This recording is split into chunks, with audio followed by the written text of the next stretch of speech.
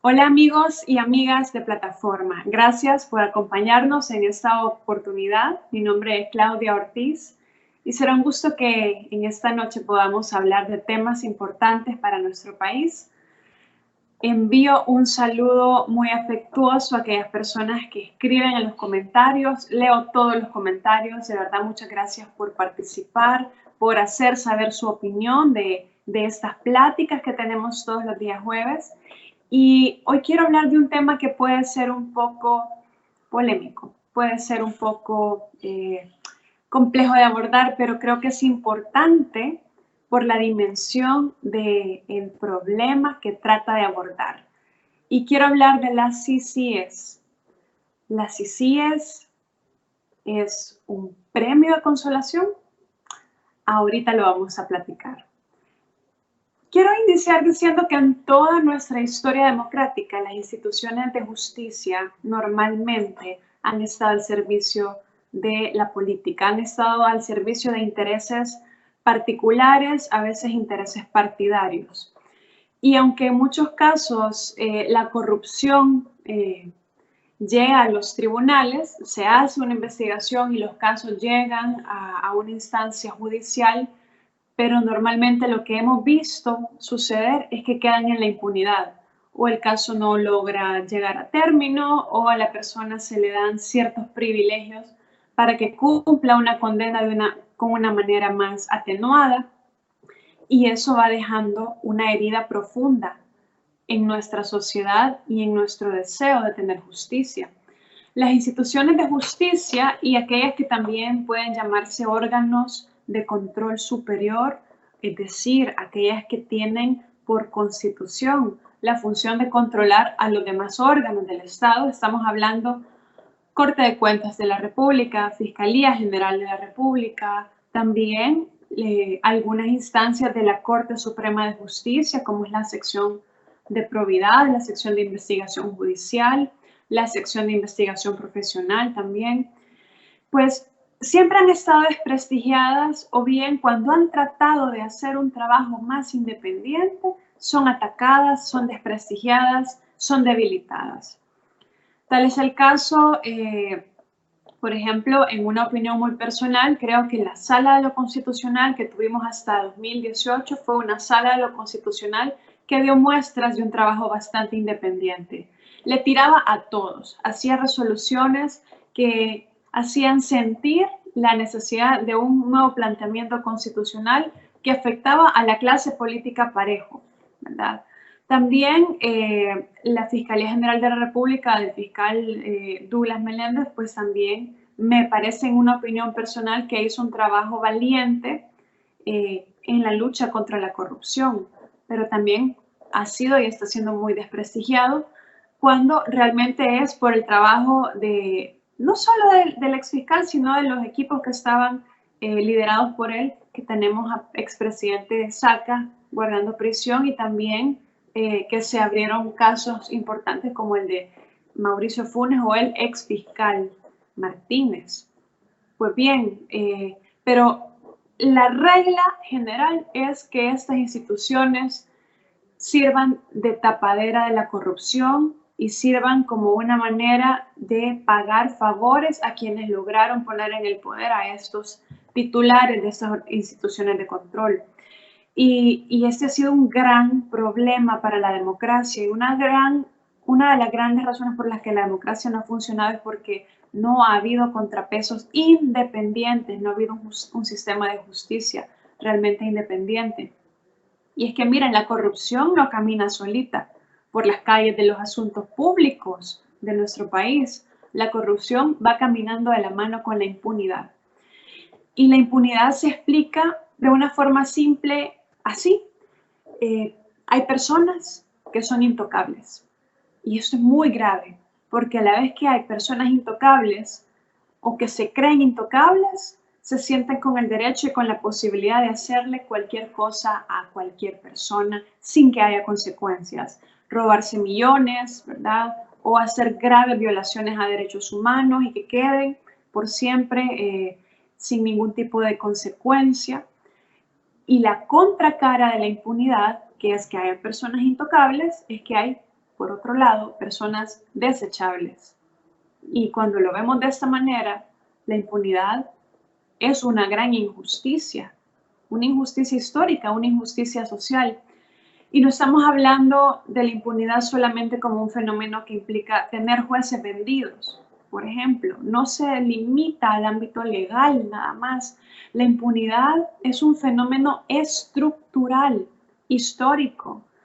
Va más allá de lo legal, se traduce en problemas profundos y complejos como que se infiltran redes de crimen organizado en las instituciones del Estado y que el Estado ya no es para servir a la ciudadanía, sino para servir a esos intereses sumamente oscuros. Se traduce en la violencia social, en la migración forzada. Se traduce también, pues en última instancia, en la falta de acceso de muchas personas a no tener sus derechos satisfechos. Y la impunidad va permeando en la sociedad y, como les decía, es una herida profunda en nuestra sociedad salvadoreña y la llevamos en carne viva. Y es por eso que veíamos allá por el año 2016, 2015, 2016, veíamos con admiración cómo la sociedad guatemalteca, bajo la presión popular, pero también el apoyo internacional de la Comisión Internacional contra la Impunidad de Guatemala, o conocida famosamente como CICIG, lograba llevar a juicio a un presidente de la República en funciones, Otto Pérez Molina, y a su vicepresidenta, y a una red también de corrupción liderada por ellos, llamada La Línea, popularmente conocida como La Línea, eran llevados a juicio. Y cómo este presidente renuncia por la presión popular. Veíamos con admiración y decíamos, si no nos acordamos mal, ¿cuándo en El Salvador vamos a poder tener algo así, verdad? ¿Cuándo vamos a tener una justicia independiente a tal punto que el mismo presidente de la República, si hace algo indebido, pueda ser enjuiciado? Preguntábamos, ¿cuándo? Y bueno, antes de hablar, ¿verdad?, de esto, pues la ciudadanía empezó a pedir algo similar, y ahí donde la idea de una CCS empezó a surgir en la sociedad, y habían afiches en redes sociales que decían CCS, vení, en el nombre del Salvador. Pues bien, antes que entrar en el tema de la CCS, hablemos de cómo surgió y se desarrolló la CICIG de Guatemala, al punto que su momento más notable fue este: las investigaciones que desembocaron en la renuncia de Otto Pérez Molina y su vicepresidenta. Pero la CICIG de Guatemala surgió luego de la firma de los acuerdos de paz en Guatemala, cuando, aunque ya se había firmado la paz, prevalecían grupos clandestinos paramilitares que llevaban a cabo serias violaciones a derechos humanos.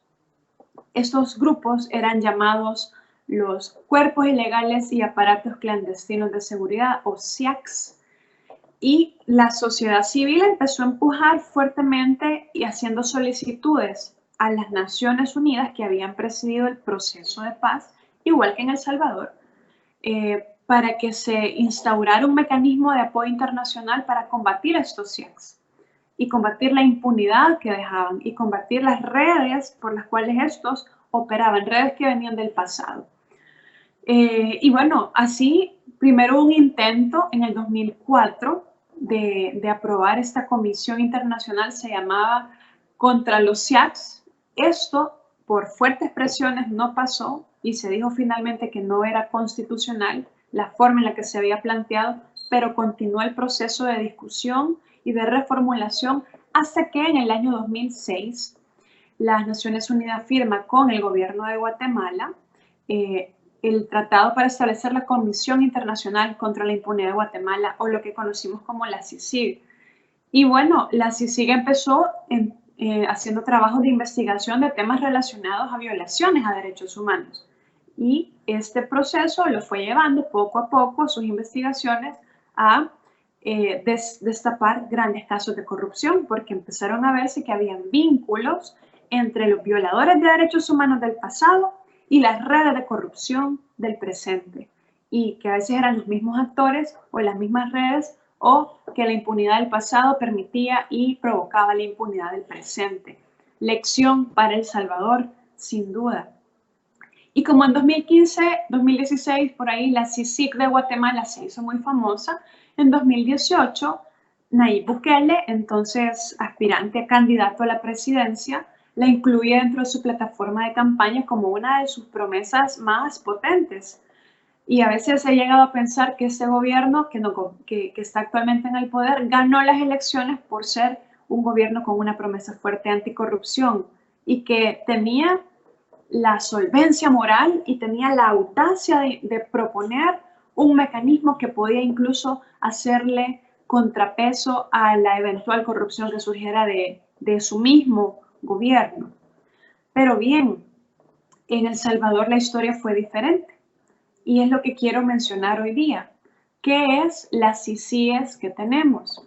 En su momento, desde la candidatura del actual presidente de la República, se propuso un esquema igualito al de Guatemala, con ese nivel de independencia, con ese nivel de fuerza y de respaldo internacional al más alto nivel, las Naciones Unidas, que es el organismo más amplio de político internacional y de cooperación de los estados, donde están representados todos los estados, pero que además daba mayores garantías de independencia, de profesionalismo y de una experiencia positiva como la de Guatemala. Ahora bien, también en Honduras hubo algo parecido, fue la segunda versión. Esa se llamaba la MASI, ¿verdad? La Misión Internacional contra la Corrupción y la Impunidad en Honduras. Esta vez la MASI fue promovida por el presidente Juan Orlando Hernández, luego de una serie de protestas fuertísimas por escándalos de corrupción en el Seguro Social. La salida para liberar la presión social que le exigía renunciar fue instaurar una misión internacional similar a la CICIG de Guatemala, pero con la OEA, que le permitía un esquema diferente donde el presidente tenía más control sobre lo que se hacía. No total control, un poco más de control. Y asimismo, a diferencia de la CICIG de Guatemala, en la cual el secretario general de Naciones Unidas nombraba un comisionado, un jefe de misión, que tenía decisiones autónomas sobre la asistencia que se iba a dar en el país. La MASI de Honduras tenía un esquema diferente. El jefe de la misión era el secretario general, que a su vez nombraba un vocero, un representante que dependía totalmente de las decisiones de Washington OEA, para poder operar en el país de Honduras. Ambas experiencias mostraron ser incómodas al poder, más la CICIG de Guatemala, que después de 12 años de evolucionar hacia lo que llegó a ser en los últimos años, fue declarada como no grata en el país por el presidente Jimmy Morales, quien empezó también a ser investigado. Y se decidió desde su gobierno ya no renovar el convenio de establecimiento. Por su parte, la MASI también empezó a ser un poco incómoda y destapó varios casos de corrupción. Apoyó a la Fiscalía de Honduras en el establecimiento de investigaciones muy fuertes contra redes de corrupción en este país. Pero al ser también un poco más incómoda, al ser un poco incómoda también, pero tener un poco más de control y de influencia política del Ejecutivo, no logró resultados tan satisfactorios como la de Guatemala. ¿Cuál fue la historia de la CICIG en nuestro país? Bueno, algo un poco menos radical que lo que vimos en Guatemala y pues un poquito más cercano, pero no tan potente tampoco como lo que vimos en Honduras. El presidente prometió que antes de los 100 días iba a estar establecida la CICIES. Y eso era definitivamente imposible si queríamos tener una comisión internacional como la que se tenía en ese país, porque implicaba toda la negociación de un tratado internacional que pasara luego a ser ley de la República. ¿Por qué era esto importante? Porque la Fiscalía General de la República necesitaba tener una habilitación legal y una obligación legal de colaborar y de dejarse apoyar técnicamente. El acuerdo que actualmente tiene la CICIES con la Fiscalía es un acuerdo de buena voluntad, pero en cualquier momento la Fiscalía lo podría romper. Y en última instancia, la figura en Guatemala permitía que la CICIG fuese querellante en los casos, que representara también una parte acusatoria en los casos de corrupción. De manera que si la Fiscalía no quería llevar a cabo los casos, pues la CICIG sí podía hacerlo. ¿Cuál fue el modelo en Guatemala? De cooperación, de investigación conjunta y también de llevar de manera conjunta la representación legal de los casos. La Fiscalía, por su parte, con el monopolio de la investigación y la persecución penal, pero la CICIG también apoyando técnicamente hombro a hombro. Al tener el apoyo internacional de Naciones Unidas, tenían a su disposición lo mejor del mundo en expertos en investigación criminal.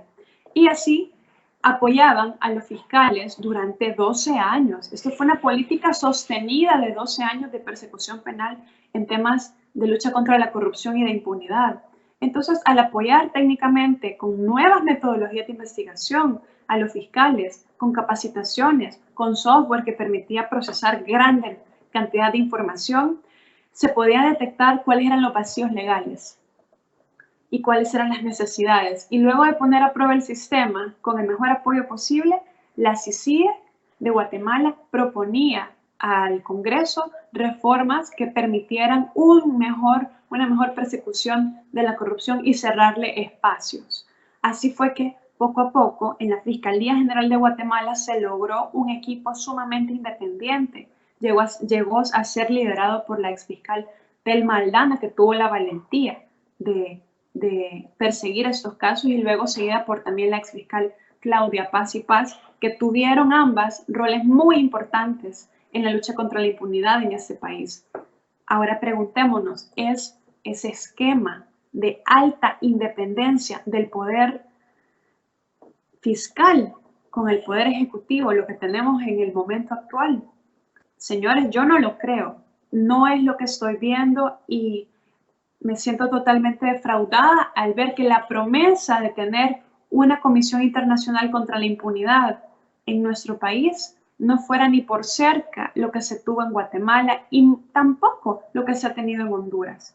Por eso me queda ese pensamiento que si la CICIG es en nuestro país es más bien un premio de consolación y a veces es un consuelo de tontos, ¿verdad? De cuando se hace un señalamiento de corrupción del Ejecutivo o de cualquier otra entidad, se dice, no, la CICIG ya está investigando y nos quedamos tranquilos. ¿Qué es eso? Esa actitud negligente hacia lo que nos interesa, que son cómo se están ejecutando nuestro dinero, que tanto nos está costando en este momento poderlo tributar, en este momento de crisis.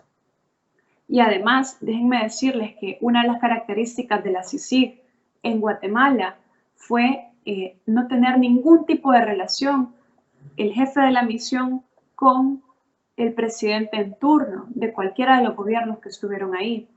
Y la intención de que sea internacional es que no haya ningún tipo de vínculos, ningún tipo de intereses. Por ello, importante que la persona que esté al frente de una misión de apoyo como este no tenga ningún tipo de vinculación al país ni a los funcionarios públicos del gobierno en turno.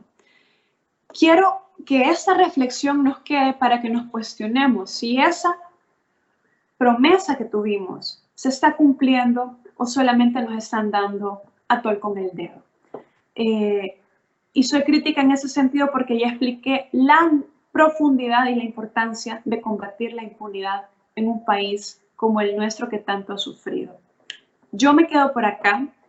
Prometo en próximos programas seguir abordando el tema de la impunidad porque me parece que debemos profundizar en él. Y pues les agradezco por su atención, les agradezco por sintonizarnos y dejen sus comentarios para que continuemos la conversación en las redes sociales. Muchas gracias y feliz jueves.